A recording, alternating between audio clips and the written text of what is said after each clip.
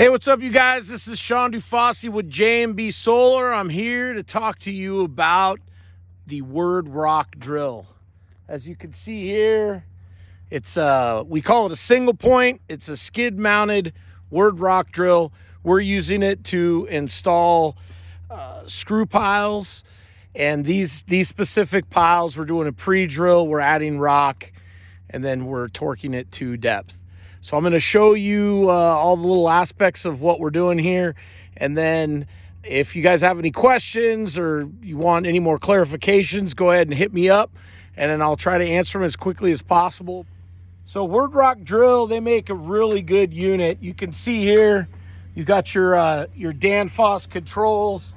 Everything's labeled. You got rotation, feed, lift, feed extend auxiliary. Feed extend is the mast going up and down.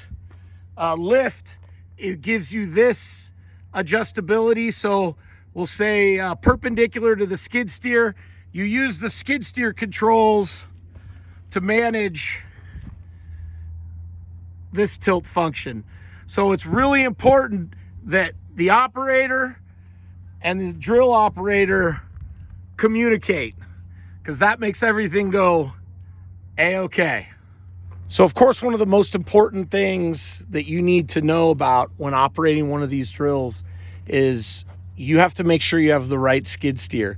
You'll see here that we have 3 connections: supply, return, and case drain. And you have to have all those to make this operate. The other thing is that you want a high flow machine. A high flow machine is important so that you can take advantage of all the torque available in your motor. This happens to be an Eskridge 5K. When you're in a high flow situation, you'll get almost 5K. If you're in a regular flow situation, you'll get in the 3s, 3200, 3300. So it's key. You want the high flow.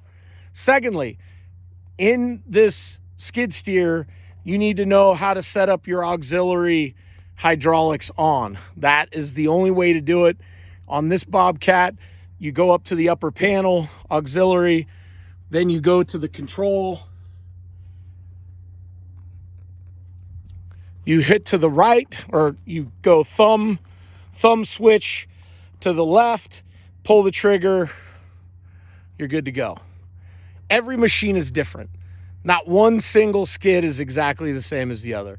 So please refer to your owner's manual and make sure that you understand how to get your auxiliary on for your operator, your drill operator, so that he has power to the controls.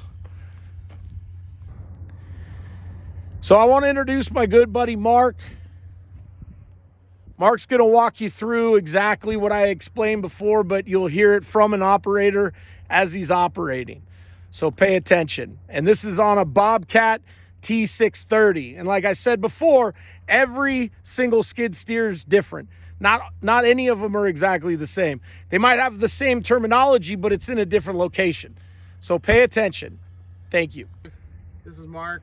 I've done my walk around, checked out the machine to make sure there's no underlying problems, and now I use my 3 points of contact to get in, and I'm going to go ahead and start it up. First of all, we're going to get the seat belt, make sure it's on correctly, and now we're going to put down the protector, the key. Now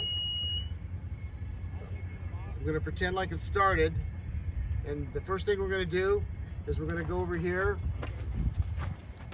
We're going to press this button right, allows the hydraulics to work, and then we're going to make sure that the parking brake is off so we can move the machine. Now we're going to go up here, and first of all we're going to use our hydraulics, our auxiliary hydraulics, by pressing this button right here. And then we're going to go down here and press the gun button, and then we're going to push this one over like that. Okay, and that'll get our high flow oiling into position.